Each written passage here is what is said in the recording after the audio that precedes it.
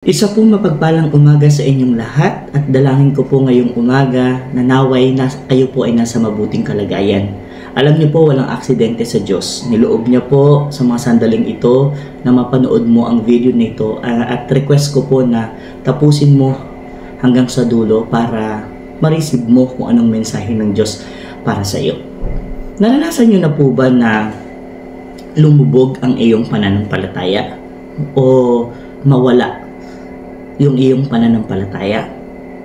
Ang pananampalataya po na tinutukoy ko dito ay yung faith natin sa ating Diyos, yung pananampalataya natin sa ating Panginoong Jesucristo, na naniniwala tayo, sabi po sa John 3:16, to those who believe, sabi po diba, gayon na lang ang pag-ibig ng Diyos sa sanlibutan, kaya't ibinigay niya ang kanyang kaisa-isang anak na si Jesus, upang ang sinumang sumampalataya sa kanya ay hindi mapapahamak kundi magkaroon ng buhay na walang hanggan. To those who believe, ang sinumang sumampalataya sa ating Panginoong Jesus ay hindi mapapahamak kundi magkakaroon ng buhay na walang hanggan.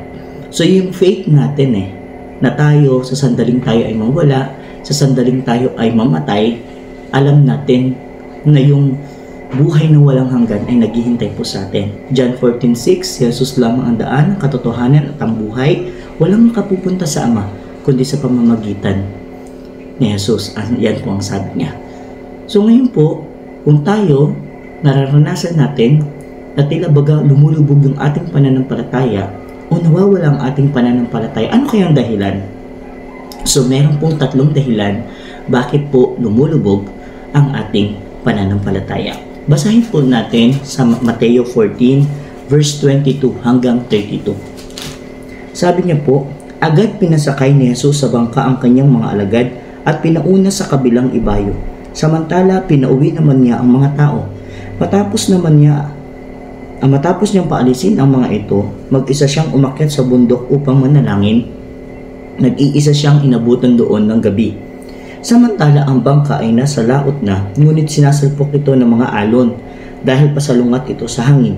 Nang madaling araw na'y sumunod sa kanila si Jesus na naglalakad sa ibabaw ng tubig. Kinilabutan sa takot ang mga alagad nang makita nilang may lumalakad sa ibabaw ng tubig. Multo ang sabi nila. Ngunit nagsalita si Jesus. Agad na nagsalita si Jesus, sinabi sa kanila, huwag kayong matakot, ako ito. Sinabi ni Pedro, Panginoon, kung talagang ikaw nga iyan, pupuntahin mo ako dyan sa kinaroroonan mo sa ibabaw ng tubig. Sumagot siya, halika. Mula sa bangka ay lumakad si Pedro sa ibabaw ng tubig, pumunta kay Jesus. Ngunit nang mapansin niya na malakas ang hangin, siya ay natakot at nagsimulang lumubog. So dito po sa verse 30, dito po yung tatlong dahilan. Alam po natin na si Apostol Pedro ay isa sa 12 apostol na pinili ng ating Panginoong Jesus. At ito po ang karakter ni Apostol Pedro ay napaka-impulsive. Talagang gusto niya siya ay mauna. Kaya may leadership po si Apostol Pedro Siya nga po ang naging leader after po na si Jesus Christ ay umakyat na po sa langit. Siya ay nanguna sa mga apostoles. So makikita po natin dito na ang intention po ni Apostol Pedro, ang intention niya po ay tiyakin na kung talagang kayo yan, Panginoon, hayaan mo kung makapunta dyan. Ang sabi po ng Panginoon, halika. So ang Diyos po, hinahayaan niya tayo na tayo po ay lumapit sa Kanya. Hinahayaan ng Diyos ng ating Panginoon na makilala pa natin siya ng lubusan. Masubukan natin ang Kanyang kapangyarihan. Masubukan natin kung anong meron sa ating pagsunod sa Kanya. So sabi niya, halika. Sabi po niya dito, mula sa bangka ay lumakad si Pedro sa ibabaw ng tubig. At pagkatapos noon, nung mapansin niya na malakas ang hangin, siya ay natakot at nagsimulang lumubog. So tatlong dahilan bakit lumulubog ang ating pananampalataya. Number 1, katulad po sa nabasa natin, nang mapansin. When Peter noticed, nung mapansin. So, there are things we notice around us. So, isa po yan sa nagpapalubog ng ating pananampalataya, yung mga bagay na nasa paligid po natin. Lahat ng nakikita natin sa paligid natin ay posibleng maging dahilan para lumubog ang ating pananampalataya. There are things around us that are meant to distract us when we are walking closer to Jesus. May mga bagay na nakatakda para i-distract tayo o para tayo ay hadlangan o para tayo ay sirain habang tayo ay lumalapit sa ating Panginoong Hesus. Ano yung mga bagay na yan? Worldly things, mga bagay na makamundo. Di ba po? Pansinin natin, pinapansin natin, especially when we are serving God, iniisip natin agad, bakit ako wala akong blessing? Bakit ako wala akong tatanggap? Bakit sila meron? Pinansin mo kasi. May mga bagay sa buhay natin na mga papansin, nagpapapansin lang. Those things are meant to distract us. Diba? Para lang tayo ay masira. Ano pa po? Fear begins with how we look at something. Tapos nagkakaroon na tayo ng takot niya kasi pag tiningnan natin, di ba, nanotice natin, napansin natin yung mga bagay-bagay na yan. Ay, ito napansin ko, laki na pala ng babayaran ko, paano ko ito babayaran? So nagkakaroon ka na ng fear. Nakalimutan mo na God is my provider. Ang laki-laki ng karamdaman ko, stage 3, stage 4. Hala, hindi na yata ko gagaling. Nakalimutan mo that Jesus Christ, that God, He is our Jehovah Rapha, ang Diyos na nagpapagaling. So nakakalimutan natin na nadidistract tayo. The things you notice around you can dictate how you feel. So yung mga bagay na napapansin nyo din, nakikita nyo, pwede rin yung diktahan kung ano yung pwede mong maramdaman. Especially pag ikaw ay nasa social media. Pag napanood mo ganito, katulad doon napanood ko last time, napanood ko sa Facebook, napanood ko doon yung isang mama na yung isang bata, nagbabike lang, inuntog-untog niya. Alam mo, diba, anong mararamdaman mo? Mamumuhi ka, magagalit ka. Kasi alam mo, hindi tama yun. Ano pa, yung mga nakikita natin nagbi-break, yung mga nagkakaroon ng problema ng mag-asawa sa social media. Ang dami nating comment, ang dami nating nararamdaman. Diba? At posible yun na madala natin. Kaya ikaw, pag uwi mo ng tahanan, alam mo, nagdududa ka sa asawa mo, kagalit ka sa mga anak mo. So lahat yun. Lahat na napapansin natin sa paligid natin ay pwedeng diktahan ito kung ano yung nararamdaman natin. The eyes is the window of our soul. Ang mata po natin ang bintana ng ating kaluluwa. Pag nakita natin isang bagay, dediretso po yan sa ating utak. At alam naman natin, the brain, yung brain po natin yan nagbibigay ng command. So ano pong pwede nating magawa? So we fix our eyes not on what is seen, but on what is unseen. So minsan talagang ituon natin yung mata natin, yung paningin natin dun sa mga bagay na hindi nakikita kaysa dun sa mga bagay na nakikita natin na nagpapasira at nagpipigil para makalapit tayo sa ating Panginoon Jesus. So number 1, the things we notice around us. Isa po yan sa nagpapalubog ng ating pananampalataya. Number 2, sabi po niya doon sa 30, verse 30, nang mapansin niya ang malakas na hangin. So, napansin niya na merong malakas na hangin, the strong wind. The strong wind symbolizes the trials or challenges we will face as we draw closer to Jesus.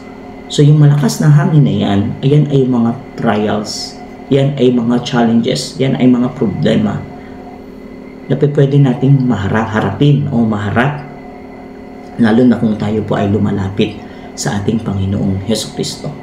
Jesus, who is before us, overshadowed by great trials. Nandun si Jesus sa harap ni Pedro. Nandun si Jesus na sabi niya nga, di ba? Kung ikaw yan, Panginoon, hayaan mo kong makalapit sa iyo. Sabi ng Panginoon, halika. So, nandoon. Pero hindi siya na-overshadowed. Natatabunan ng mga problema yung pananampalataya natin sa ating Panginoon Jesus. Di ba walang pag-aalinlangan si Pedro na makakalapit siya kay Jesus? Tama po ba? Walang pag-aalinlangan na makakapunta siya kay Jesus. Kaya nga siya bumaba ng bangka eh. Pero nung mapansin niya na malakas ang hangin, yung malakas na hangin na yun, yan ang mga problema. Yan, kung minsan, dyan tayo tumitigil. At sa lahat ng nasa bangka, si Apostol Pedro lang yung nagtangkang lumapit sa ating Panginoon. Minsan ganyan tayo eh. Minsan ikaw yan eh.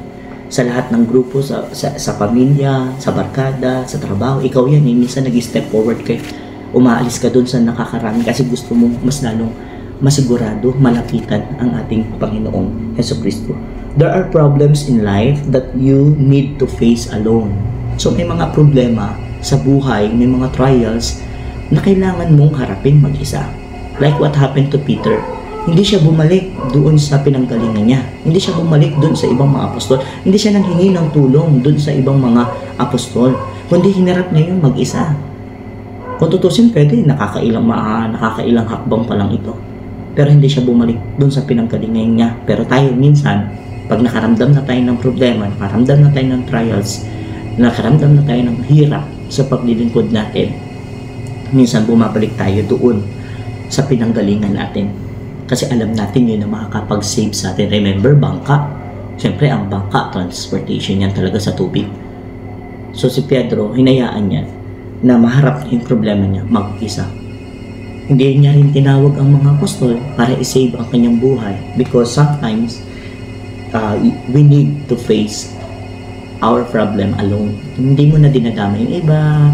Alam mo yun, ikaw lang mag-isa kasi malalagpasan at malalagpasan mo rin yan. May pagkakataon sa buhay na kailangan talaga natin ng iba. Pero may pagkakataon din, especially yung ating pananampalataya sa Panginoon Jesus, yan ay individual. Yan po ay personal na hinaharap natin. God permits trials and problems to test our faith and obedience. So yan, pinapahintulutan din ng Panginoon. Kung tutusin si Jesus, nandun at that time, kaya niyang patigilin. Mayroon ngang story na pinatigil ng Panginoon. Yung bagyo. Hinto, di ba? Pero ito, kung tutusin, pwede, ba't pinahintulutan ng Panginoon ito? To test our faith and our obedience. Minsan po, di ba? Nagtatanong tayo, bakit may problema? Bakit tayo may may pagsubok? Kasi nga, tinitest yung ating faith at yung ating obedience. Yan po yung pangalawa. And then, sabi niya dito, the challenges weakens our abilities if we do not overcome it. So, yung ating problema, yung pagsubok na ating hinaharap, pag hindi natin ito na lagpasan o napagtagumpayan, pinapahina nito yung ating abilidad, yung ating kakayanan. For example, sa Apostol Pedro, isa siyang mangingisda, isa siyang fisherman. So, makikita natin dito na bakit natatakot siya sa malakas na hangin.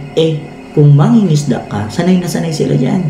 Alam nila kung paano nila ililigtas ang kanilang sarili. Hindi sila takot sa dagat. Alam nila, biyasa sila sa paghuli ng isda, biyasa sila sa paglalayag. So, pero dito sa pagkakataon na ito, dahil sa problema na pinahintulutan sa kanya,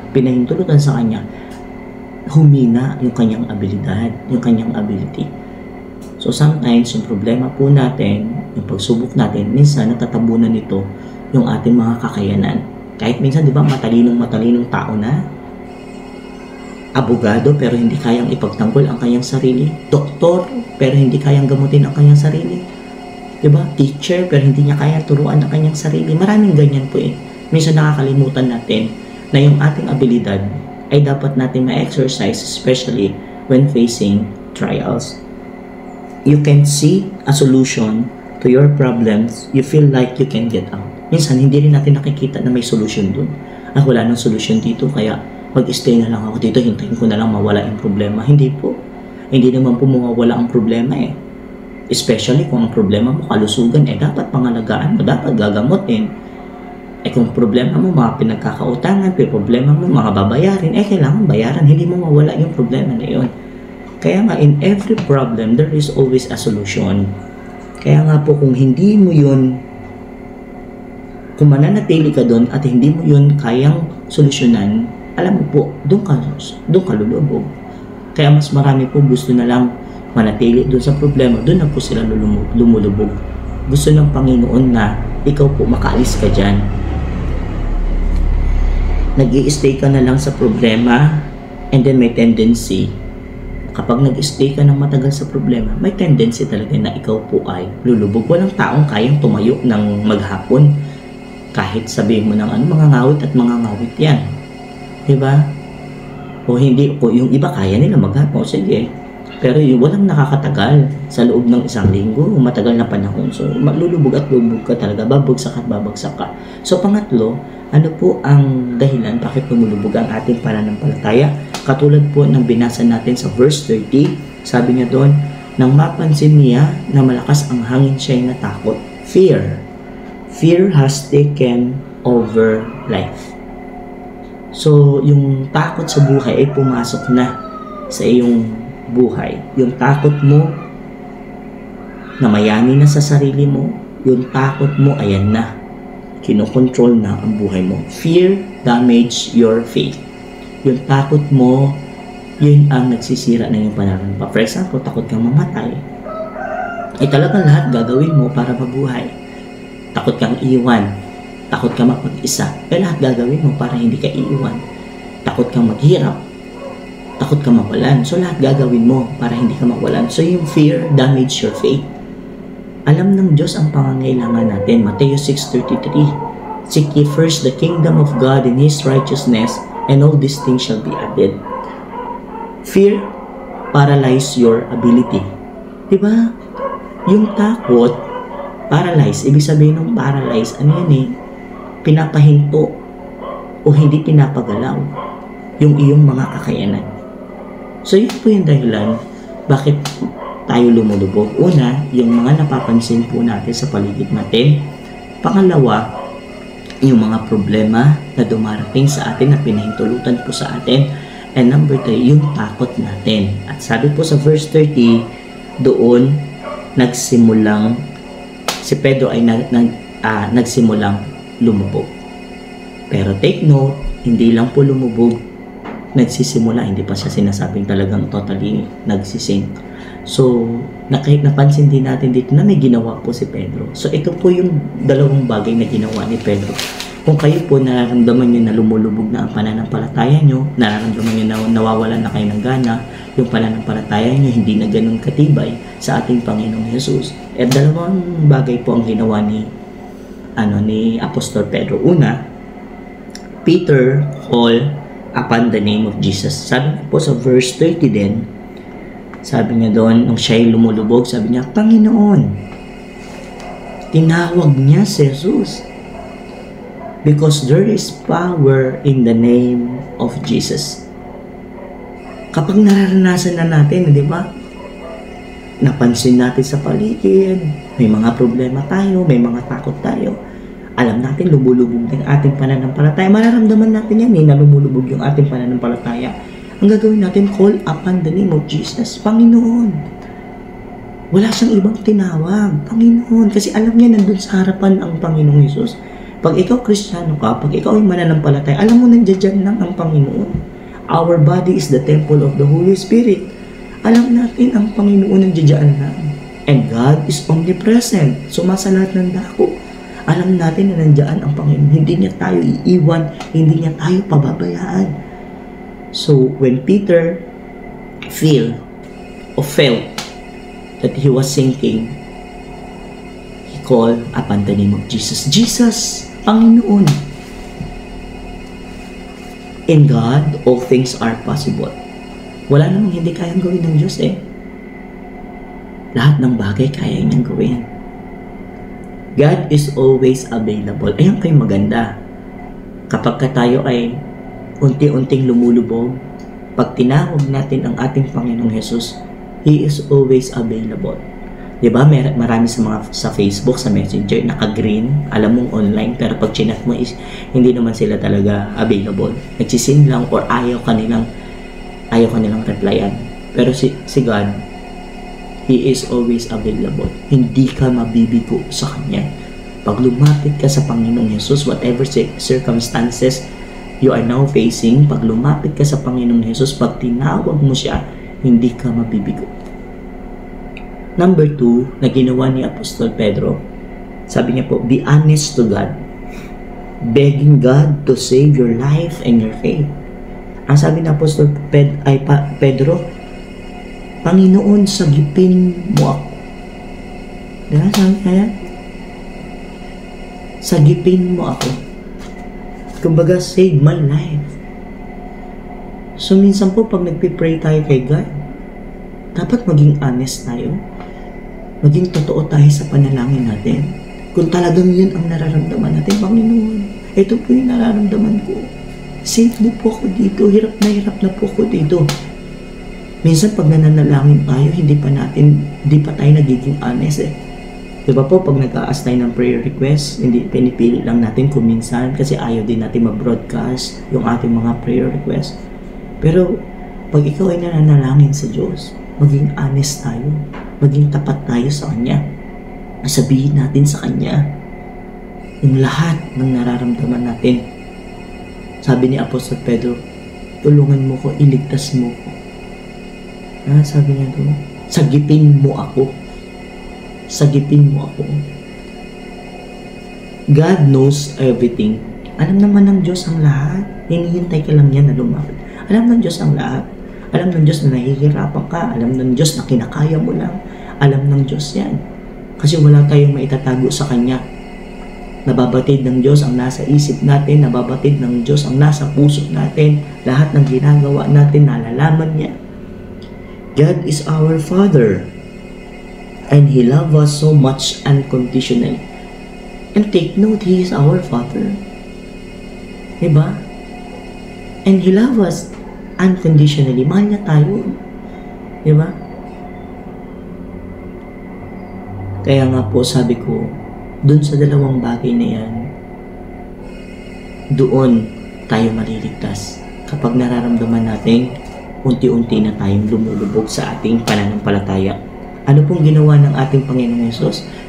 Agad siyang hinawakan ni Jesus. Bakit ka nag-aalinlangan? Napakaliit ng iyong pananampalataya. So, ano pong sinabi ng ating Panginoon? Agad siyang hinawakan. Agad siyang iniligtas ng Panginoon. A present help in times of need. Diba? Yung agad-agad na tulong ng Panginoon. Diba? Agad siyang hinawakan ng Panginoon. At ang sabi ni Jesus, bakit ka nag-alinlangan? Napakaliit ng iyong pananampalataya. So kahit tinulungan siya ng Panginoon, alam niyo po, Jesus Christ is a great rabbi, a great teacher. Talagang si Jesus po talaga, marami siyang naituro sa atin. Yung kanyang katuruan talaga ay talagang makalangit. At nandoon, tinuruan niya rin si Pedro. Sabi niya doon, bakit ka nag-alinlangan? Napakaliit ng iyong pananampalataya. Hindi para ipahiya si Pedro, hindi para siya ay maliitin, kundi yung pagtuturo ng Panginoon sa atin na bakit ka lumulubog sa iyong pananampalataya. Kasi merong gustong sabihin ang Panginoon sa atin. Ang Diyos gusto niyang sabihin sa atin na bakit ka nag-aalinlangan? Napakaliit ng iyong pananampalataya. Kasi ang salita ng Diyos ay pwede na gamitin sa pagtutuwid sa kapwa. Diba? Pagtuturo. Lahat po yan. Pwede natin gamitin ang salita ng Diyos. So kaya po mga kapatid ko, kung kayo po nararanasan ninyo na patila baga nawawala na yung pananampalataya inyo sa Panginoong Yesus, sa ating Diyos, dalawang bagay lang po ang gawin niyo. Call upon His name, Jesus Christ, save my life. Yun lang po ang gagawin ninyo. Call upon His name and be honest sa iyong ipapanalangin. Tulungan mo ko dito, Panginoon. Gusto kong gumaling. Gusto kong magkatrabaho. Gusto kong maging maayos ang pamilya ko. Ayun, gusto kong guminhawa. Gusto kong makapaglingkod. Everything. Be honest. Maging tapat po kayo. Maging totoo kayo kung ano yung ihilingin natin sa Panginoon. Kasi in the first place, alam naman na ng Diyos. Alam naman ni Jesus kung ano talaga yung kailangan natin. Hindi pa man tayo nagsasalita. So sana po, nawa po may matutunan po kayo. Nangyari lang po ay parang napakabilis po ng mensahe na ito sapagkat kinumpress ko lang po ito, and hopefully po sa mga susunod na pag-share ko po ay talagang malinaw ang pagbabahayag ng inyong salita. Ang Diyos po ang bigyan natin ng kapurihan. Sa pagkakataong ito ay nais ko po kayong ipanalangin. Kung kayo po ay humihina ang inyong pananampalataya, sabayan niyo po ang panalangin na ito. Sige po, pumikit po kayo at yumuko. Ama naming Diyos na makapangyarihan sa lahat, ako po ay nagpapasalamat sa inyo sapagkat ang buhay ko ay pinahiram mo at sa mga oras na ito, Panginoon, katulad po ng narinig kong mensahe, sa aming paglapit sa iyo, sa aming paglakad sa iyo, may mga bagay, Panginoon, na pumipigil, may mga bagay, Panginoon, na hadlang. At ang mga bagay na ito, Panginoon, ay nagpapalubog ng aming pananampalataya. Tulungan mo po ako sa pagkakataong ito na kung ako po nanghihina, nawawala ang aking pananampalataya sa iyo, Panginoon. Sabi po ng iyong salita, ginawa ni Pedro, Panginoon, call upon the name of the Lord. At magiging honest po ko sa iyo, Panginoon. Iligtas mo ko, sagipin mo ko, Panginoon. At mula sa araw na ito, Ama, kayo na pong bahala. Kayo po ang maghari sa aking buhay. Pinupuri kita, pinapasalamatan kita. Increase my faith. Yung pananampalataya ko na kahit kailan, hindi mo ko iiwan, hindi mo ko pababayaan. Anumang sitwasyon ang aking pinagdadaanan. Maraming salamat po sa pangalan ng aming Panginoong Yesus. Amen. God bless po.